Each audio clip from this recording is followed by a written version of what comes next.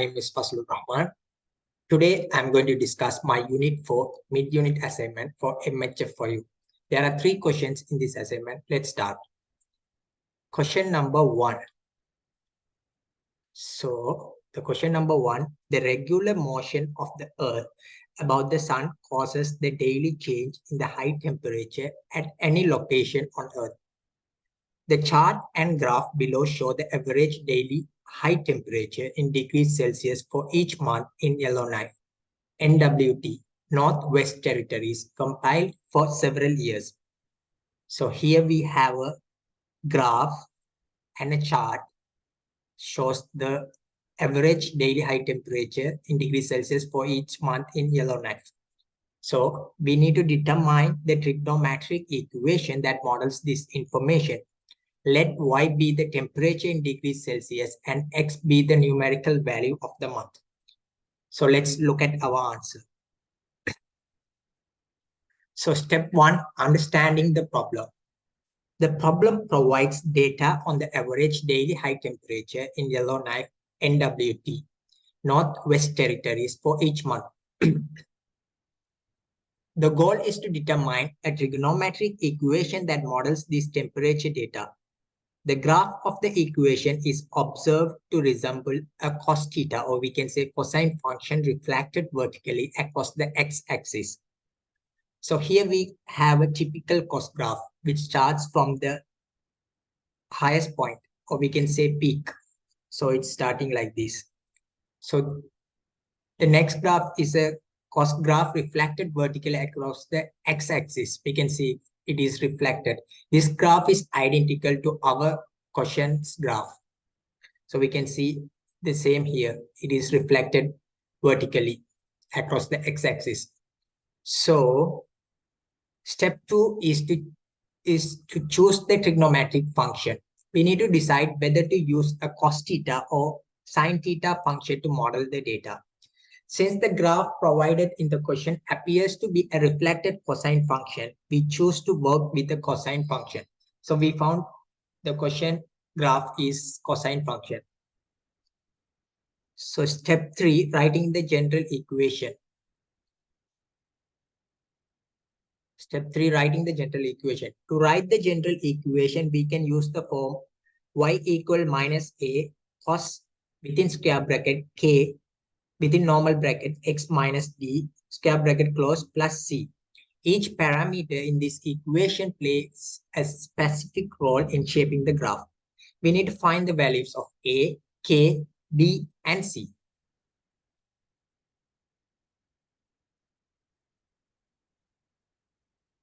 Step 4, determining the amplitude, which is known as a. The amplitude a represents the distance between the highest and the lowest points on the graph. To find it, we calculate a equal maximum value minus minimum value divided by 2.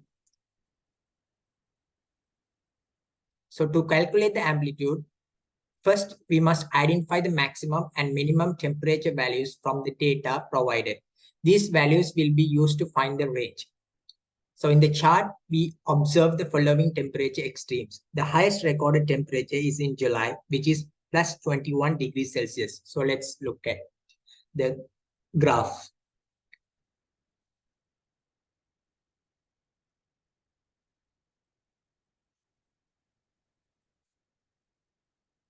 You can see it's in July 21. So here also we can see it's in July 21.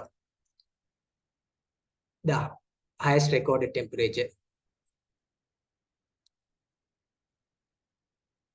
The lowest recorded temperature is in January, which is minus 24 degrees Celsius. If you look at the chart, it's in January, the lowest, January minus 24.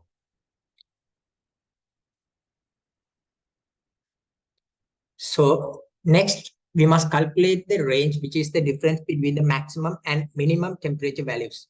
Range equal to maximum value minus minimum value. Since we found maximum value plus 21, minimum value minus 24, 21 plus 24, 45 degrees Celsius. So finally, we can find the amplitude. The amplitude is half of the range. This is because the amplitude represents the distance from the midline, or we can say average temperature, to either the highest or lowest point on the graph. Therefore, A equal range divided by 2. Since we have found the range 45 divided by 2 equal 22.5 degrees Celsius, the amplitude. Step 5, determining the period K. The period K of a trigonometric function represents the length of one complete cycle of the wave. In the context of this problem, it indicates how long it takes for the temperature data to repeat itself. To find the period, we can use the formula period equal 360 degree divided by K. We rearrange this formula to solve for K.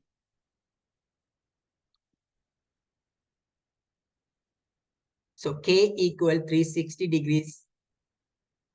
K equal 360 degree divided by period. To determine the period, we examine the graph and identify the time it takes for the temperature data to cycle from one extreme, which is minimum or maximum, to the next. Step 5.1, calculating the period. The period is found by measuring the time it takes for the data to cycle from one maximum or minimum point to the next. In this case, we choose to calculate the period from one minimum point, December, to the next minimum point, January, which corresponds to a full cycle. So we can see one minimum point is in December, the next minimum point is in January.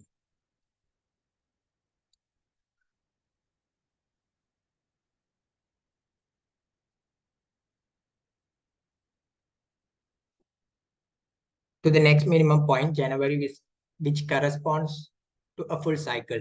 The time gap between December to January is 12 months. Therefore, the period is 12 months. Step 5.2, calculating K. Now we can use the calculated period to find K using the formula K equal 360 degree divided by period. 360 degree, since we found the period as 12 months, we can apply here 360 divided by 12 months equal 30 degrees. Therefore, K is 30 degrees. Step 6, determining the phase shift, which is known as D. The phase shift D in a trigonometric function represents the horizontal shift of the graph along the x-axis. In this context, it indicates how much the temperature data is shifted in terms of months. Step 6.1, understanding the phase shift.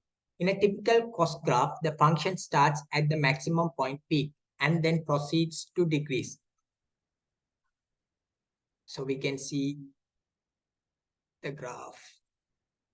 So it's starting at the peak and it's decreasing.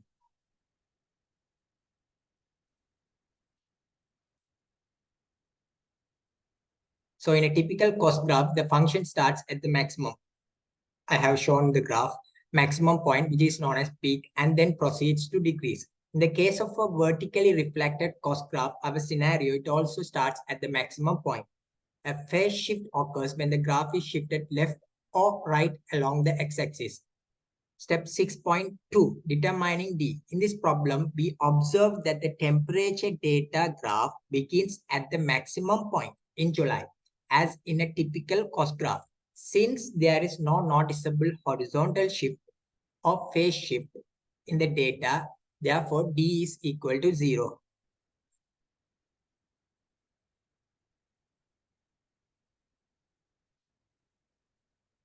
Therefore, in this case, D represents no phase shift and the value of D is indeed 0. This means the graph is not shifted horizontally along the x-axis. Step 7, determining the vertical shift.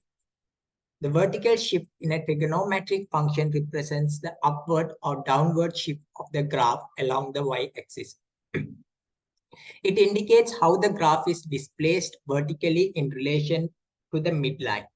Step 7.1, calculating C. To find C, we can use the formula C symmetric axis equal to maximum value plus minimum value divided by 2. In our case, the maximum value is 21 degrees Celsius in July. and the minimum value is minus 24 degrees Celsius in January. Calculate C as follows. C equal maximum value 21 minus minimum value 24 divided by 2. So it is minus 3 over 2, which is equal to minus 1.5 degrees Celsius. So step 8, filling in the general equation. Now that we have found the values for A, K, D, and C, we can complete the general equation y equal minus 22.5 cos within square bracket 30x minus 1.5. This is the trigonometric equation that models the temperature data where A is 22.5, K is 30, D is 0, C is minus 1.5. So our question number 1 is done. We'll move to the question number 2. Question number 2. A Ferris wheel has a diameter of 10 meters and takes 24 seconds to make one revolution. The lowest point on the wheel is 1 meter above the ground. Part A, sketch a graph to show how a rider's height above the ground varies with time as the Ferris wheel makes a rotation. Assume the person starts the ride at the lowest point on the wheel. Part A. In this part, we will sketch a graph to show how a rider's height above the ground varies with time as the Ferris wheel makes a rotation.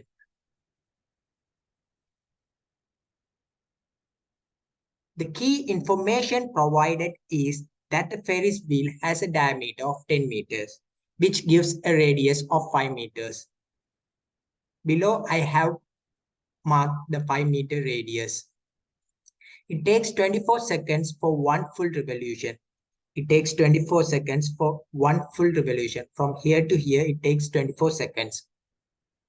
And the lowest point on the wheel is 1 meter above the ground. So I have marked this. This is the base. The rider starts from here. It comes to here for one full revolution. So let's look at the next answer. So step 1, setting up the graph. On the y-axis, we will label as height, representing the rider's height above the ground. So on the y-axis, I have labeled height. On the x-axis, we will label as time, representing the time it takes for one full revolution of the Ferris wheel. On the x-axis, I have labeled time. Step 2, sketching the graph. Start at the lowest point, which is 1 meter above the ground, and note that this is the starting point when the rider boards the Ferris wheel. Mark this as the initial height on the y-axis. So I have marked it. Next, as the Ferris wheel starts to rotate, the rider begins to rise. As they reach the midpoint of the wheel, 5 meters above the ground, we mark this point on the graph. So I have marked it. Continue to mark the height as the rider reaches the highest point on the wheel, which is 11 above the ground. This occurs when half of the revolution is completed, which is at 12 seconds on the x-axis. So 11 and 12. 12 seconds, 11 meters. As the wheel continues to rotate, the rider descends to the midpoint 5 meters, and we mark this point on the graph. So the rider comes here. Finally, as the rider returns to the lowest point, we mark this on the graph, which completes one full cycle. So the rider comes like this to here. Fourth step is here to here, which is 5 meters again to 1. So this is our graph for part A. So let's look at part B, question number 2, part B.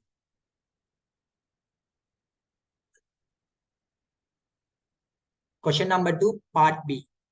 Write a trigonometric equation that describes the graph. In this part, we will write a trigonometric equation that describes the graph of how a rider's height above the ground varies with time as the Ferris wheel makes a rotation. We note that the graph resembles a vertically reflected cosine function. So this graph is a vertically reflected cosine function. Step 1, understanding the components of the equation. We will construct the equation in the form of y equal minus a cos within square bracket k within bracket x minus d square bracket close plus c. Each component of this equation plays a role in shaping the graph, and we will calculate these components one by one. Step 2, calculating the amplitude, which is known as A. The amplitude A represents half the range of height in the graph. We can calculate it using the formula amplitude equal maximum value minus minimum value divided by 2. In our graph, the maximum height is 11 meters at the highest point. Let's look at our graph. So here is the maximum value, which is at 11 meters. In our graph, the maximum height is 11 meters at the highest point and the minimum height is 1 meter at the lowest point. Minimum height is 1 meter at the lowest point. Calculate A as follows. A equal maximum value, which is 11, minus minimum value, which is 1, divided by 2. 11 minus 1 equal to 10 divided by 2. So the amplitude is equal to 5. Step 3, calculating the K. The period of the trigonometric function represents the time it takes for one complete cycle. We can calculate K using the formula K equal 360 degree divided by period. To find the period, we consider the time it takes for the graph to cycle from one minimum point to the next. In our case, this period is 24 seconds, as it takes 24 seconds for one full rotation of the Ferris wheel. I have mentioned in the diagram which I drew above. Calculate K as follows. K equal 360 degree divided by period. Since we found the period, 360 degree divided by 24 is equal to 15 degree. Step 4, determining the phase shift. The phase shift D represents any horizontal shift of the graph. In this case, there is no noticeable phase shift as the graph starts at the minimum point. Therefore, D equals 0. Step 5, finding the symmetric axis C. We can calculate C by using the formula C symmetric axis equal to maximum value plus minimum value divided by 2. In our graph, the maximum height is 11 meters and the minimum height is 1 meter. Calculate C as follows. C equal maximum value, which is maximum height 11, plus minimum value, which is minimum height 1, divided by 2. So 11 plus 1, 12, divided by 2. So the symmetric axis, or we can say C is equal to 6. Step 6, writing the trigonometric equation. Now that we have calculated the values for A, K, D, and C, we can fill them into the general equation. Y equal minus 5 cos within square bracket 15 x minus 0 square bracket close plus 6. Simplifying the equation further, y equal minus 5 cos within square bracket 15x plus 6. This is our trigonometric equation. So we completed the B part. Let's move on to the C part. Question number 2, C part.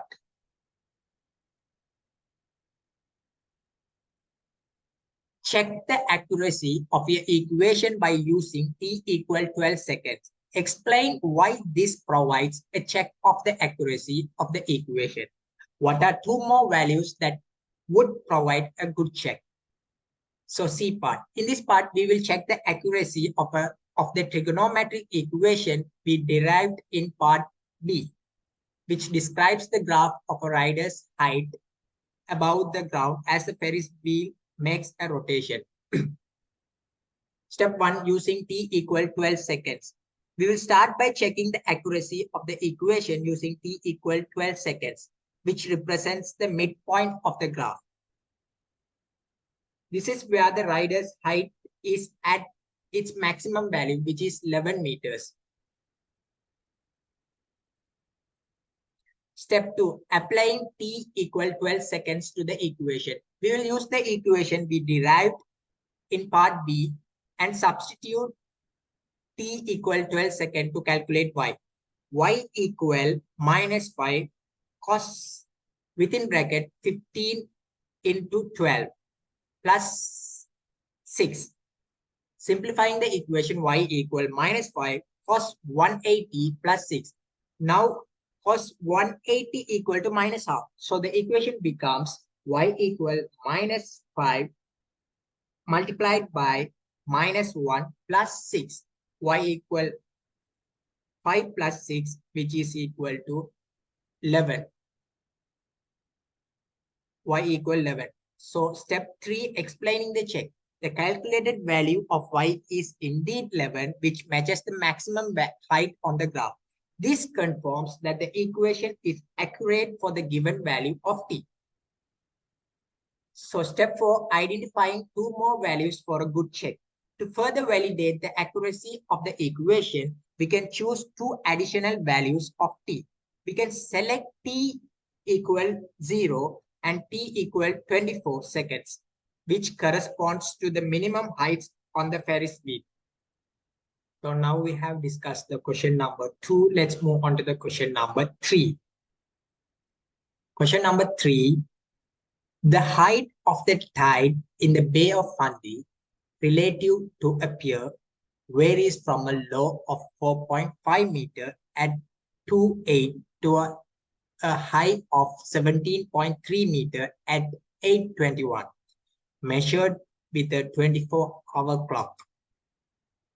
So in this question, we are given data about the heights of tides in the Bay of Fundy at different times. We will convert the times from 24-hour clock to hours and then plot the data points on a graph. Step 1, converting time to hours. We have 2 points, the lowest tide at 2.8 and the highest tide at 8:21. To convert these times into hours, we will use the following calculation. Lowest tide time. Original time 2.8, 2 hours and 8 minutes. Convert minutes to hours. 8 minutes divided by 60 minutes equal to 0.133 hours. So the total time is 2 hours plus 0.133 hours, which is equal to 2.13 hours. Highest tide time. Original time 8:21. 8 hours and 21 minutes. Convert minutes to hours. 21 minutes divided by 60 minutes equal to 0.35 hours. Total time is 8 hours plus 0.35 hours, which is equal to 8.35 hours. So step 2, plotting the data. Now that we have the times in hours, we can plot the data on a graph. We will use hours on the x-axis and tide heights in meters on the y-axis. Lowest tide data, time 2.13 hours, height 4.5 meters. Highest tide data, time 8.35 hours, height 17.3 meters. So step 3, drawing the graph. On the x-axis, we will label it as time and mark the values from 0 to 10 in an appropriate increments. On the y-axis, we will label it as tide height and mark the values from 0 to 20. We will plot the lowest tide data at approximately 2.13, 4.5 and the highest tide data at approximately 8.35, 17.3. Finally, we will connect these 2 points with a smooth curve to represent the variation in the tide height over the time. So here is the graph. So I will discuss the graph. I will describe the graph as follows. The x-axis represents the time in hours ranging from 0 to approximately 10 hours. So 0 to 10 hours, the x-axis. The y-axis represents the tide height in meters ranging from 0 to 20 meters. Y-axis 0 to 20 meters, which is the height.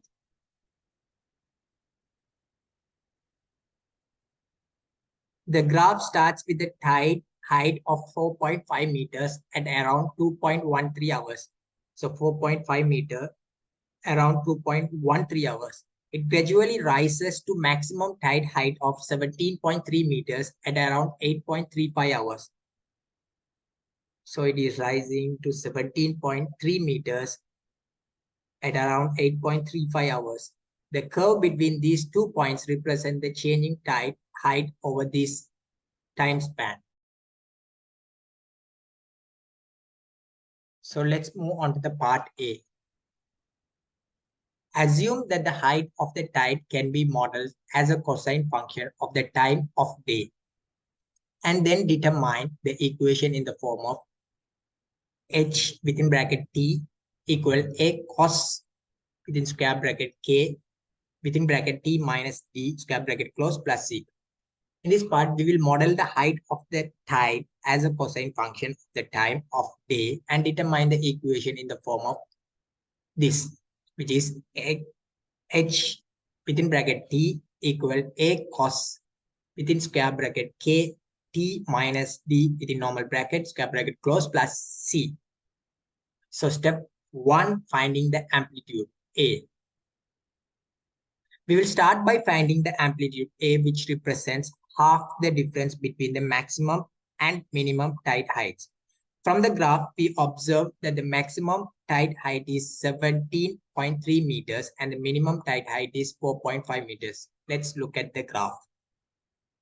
So maximum height is 17.3 meters, minimum height is 4.5 meters. It's correct. So from the graph, we observe that the maximum tide height is 17.3 meters and the minimum tide height is 4.5 meters. Using the formula for amplitude, A equal maximum value minus minimum value divided by 2. So we know maximum value is 17.3 minus the minimum value. Minimum height value is 4.5 divided by 2. 12.8 divided by 2. So the amplitude is equal to 6.4. So step 2, finding the K. To find the K, we will first determine the full period of the tide graph. The tide difference between the lowest tide at 2.13 hours and the highest tide at 8.35 hours is half of the full period. Half of the full period equal 8.35 hours minus 2.13 hours, which is equal to 6.22 hours. The full period is twice the half period. So 2 multiplied by 6.22 hours equal to 12.44 hours. 12.44 hours. Using the formula for the K equal 360 degree divided by period. So we know the period 360 divided by 12.44. So the K is 28.93.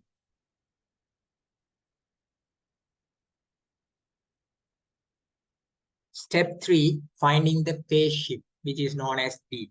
The phase shift determines the horizontal shift of the cosine function. It is important to note that a cosine graph typically starts from its highest point. In the question 1 also we have discussed. A cosine graph typically starts from its peak, or we can say its highest point.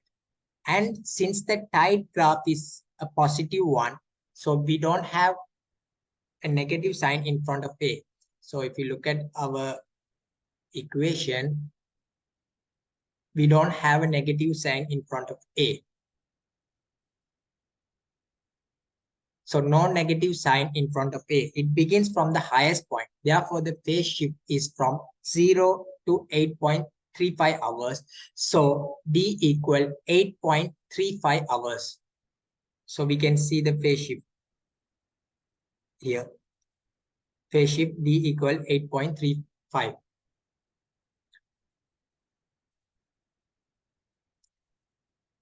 Step 4, finding the C, which is known as symmetric axis. We will calculate the symmetric axis using the midpoint of the maximum and minimum tide height.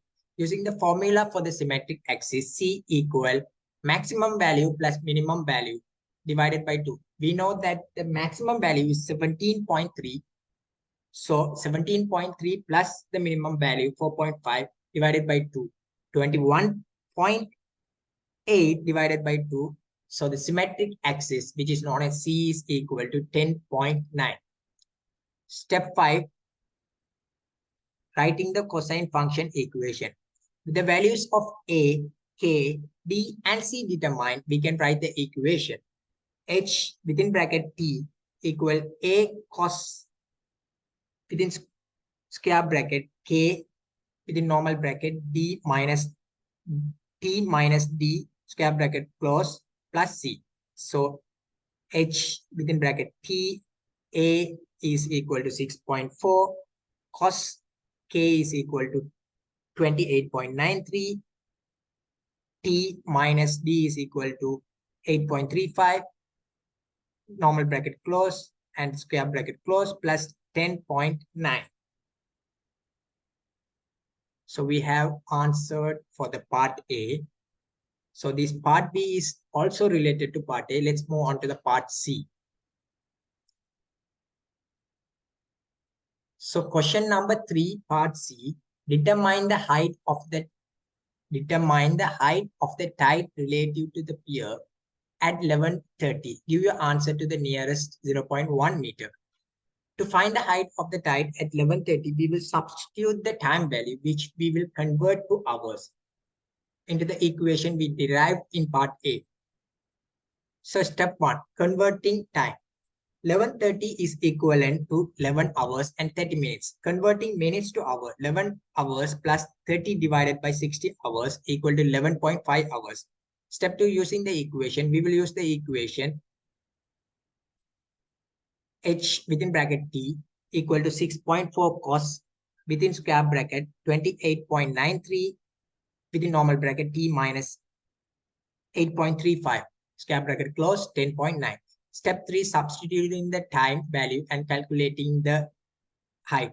We need to substitute the time to the T.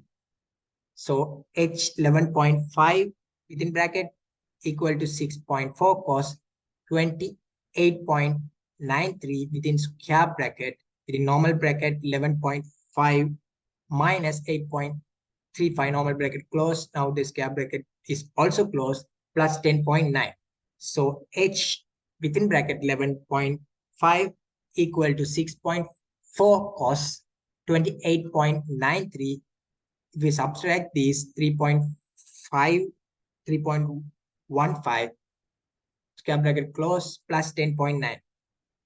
So if we simplify all these further, the answer will come as height is equal to 10.7739. Rounding to the nearest 0.1 meter, the height of the tide at 11:30 is approximately 10.8 meters. So question number 3, part C is done. Let's move on to the part D. So question number 3, part D. A boat needs a depth of at least 12 meters to dock at the pier. Use a graphical approach to determine when the boat is able to dock and when it must leave. To determine when the boat can dock at the pier, we will use a graphical approach. The boat needs a minimum depth of 12 meters to dock. So we need to find the time intervals during which the tide height is 12 meters or more. Step 1, setting up the graph. On the graph, we mark the y-axis with heights from 4.5 meter, the lowest point, to 17.3 meter, the highest point on the tide graph. On the x-axis, we mark the time values starting from 2.13 hours to 8.35 hours. So we have marked the y-axis and the x-axis. So we specifically mark the 12-meter height on the y-axis to represent the maximum depth required for docking. So 12-meter height is marked. Step 2, drawing the docking line. From the 12-meter mark on the y-axis, we draw a horizontal line to intersect with the tide graph. So I have drew a horizontal line here.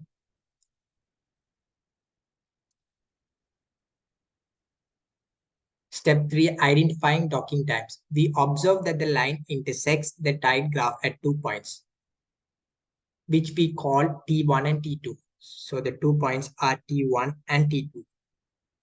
These points represent times when the tide height is 12 meter or more. After analyzing the graph, we find that T is approximately 5.5 meter, 5 hours, and T2 is around 11 hours. So T1 is 5.5 hours, T2 is 11 hours. Therefore, the boat can dock during the time interval between T1, which is 5.5 hours, and T2, 11 hours, as the tide is at or above 12 meters during this period. And the boat must leave the pier when the time approximately reaches T2, around 12 hours. So this is the graph for the question number 4, part D. So we have discussed all the 3 questions, and that's it. Thank you for watching. Cheers.